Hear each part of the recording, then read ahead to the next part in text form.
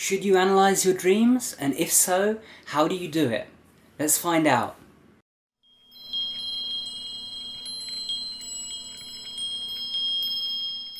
Hey guys, and welcome back to Tipharot, and in this video I want to talk a bit about dream analysis. Now this is something I'm sure you've all heard of, and I know there's probably going to be some of you out there wondering what the point of dream analysis is, and if it even works. I mean, these are such abstract things, dreams. What can we get out of that? Can we actually find anything valuable, or is it all just a big hoax? So I'm going to answer that question simply. It's not a hoax, it works, and it works very well. The thing that doesn't always work is the ways people do it. Now, one of the most popular methods out there for dream analysis is simply looking at dream dictionaries or at dream analysis websites online and looking up all the things you saw in your dream and seeing what they mean. Now, in theory, on paper, this sounds like a great thing, you know? Someone can write down all the meanings of everything, and then you can just understand your dreams like that. But that assumes that dreams have a universal language, one that is understood by everyone in exactly the same way. And let's take that for a moment into consideration. Is that really possible? So I want you to imagine last night that you had a dream where you were being chased by a dog. Let's not take it any further than that. You're being chased by a dog. Now, if you're someone who loves dogs, that could be a great dream, that could be a happy dream, that could be something, you know, related to what dogs represent to you, something nice. But if, on the other hand, you hate dogs, you're terrified of them, then you being chased by a dog in a dream is probably not quite a pleasant experience, and the dream probably means something entirely different.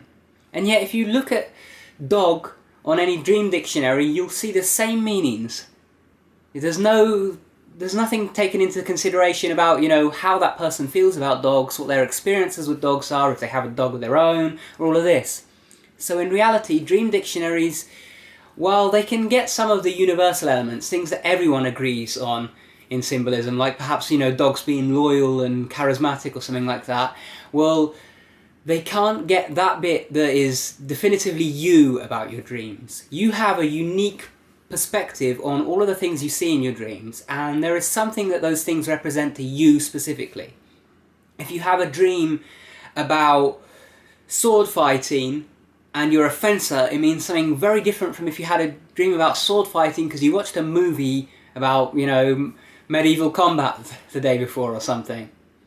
So what I want you to do is follow this set of procedures if you want to analyse your dreams.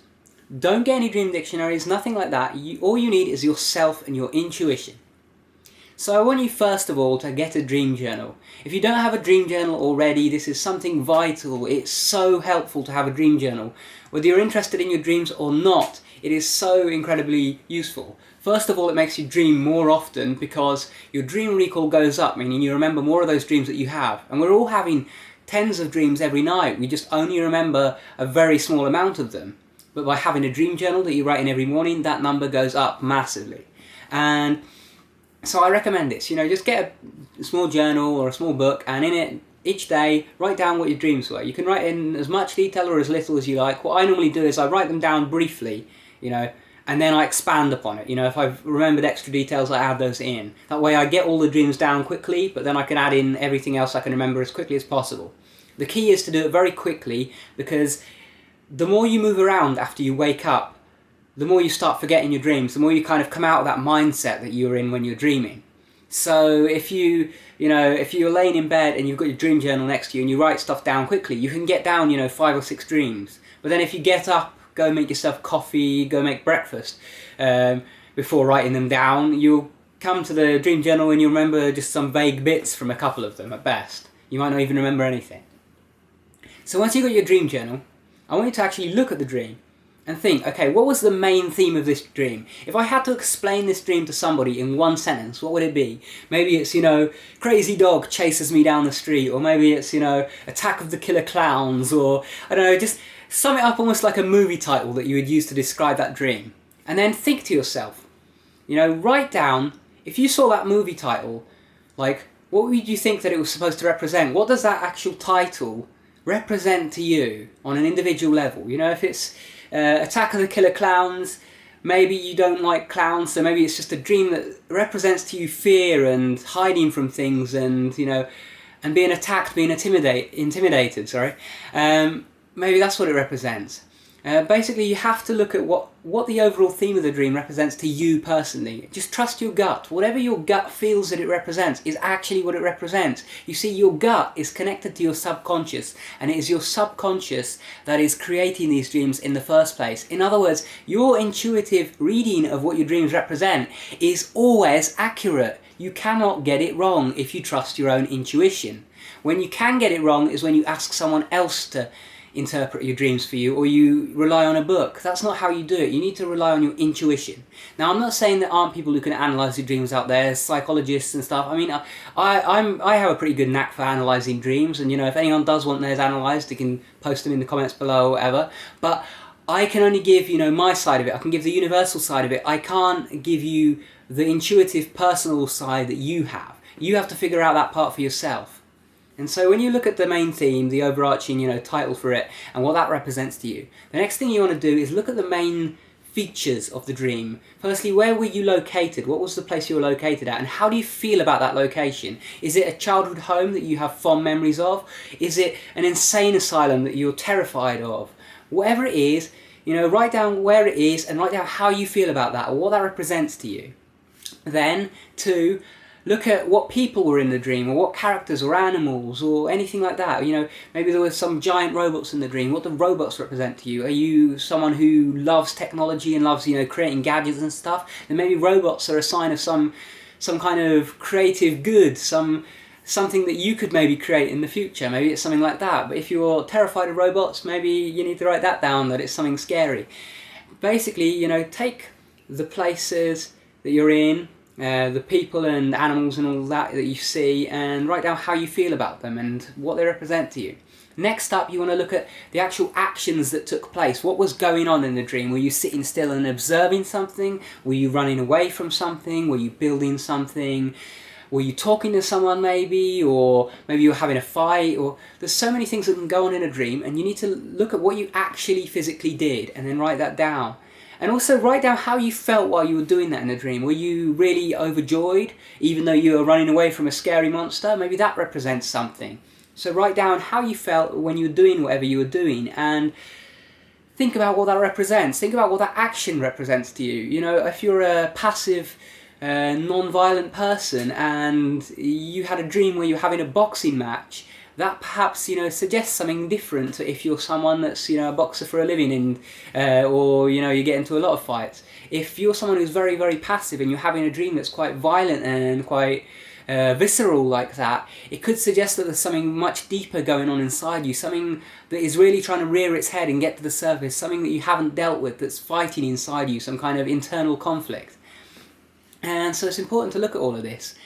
And beyond the actions, look at all the little things that you actually saw in the dream. Maybe you saw some flowers, perhaps, a particular flower, maybe it's one that you like, or look at the colours of these things as well. All colours have things that they are kind of archetypal representations of to the human consciousness. And there are also, certain significances about what you feel about that colour. If red's your favourite colour and you see it in a dream, that doesn't necessarily have to mean the same as if, someone else hates red and they see it in a dream. It can mean two different things because of how you feel about red. So your feelings are absolutely deeply connected to your subconscious, and that's how you feel about something, how something is represented to you, how you feel that symbol, is.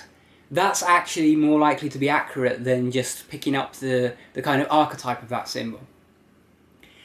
And, I personally believe Jung was very correct about this when he wrote this in his books. He wrote in Man and His Symbols that, yes, we have these symbols, but we have to make the mistake of basically looking at them as being a set thing in everyone's dreams. But everyone has different dreams. If a child is dreaming about, apocalyptic things or whatever, it's a bit different from someone who's older and kind of understands those concepts.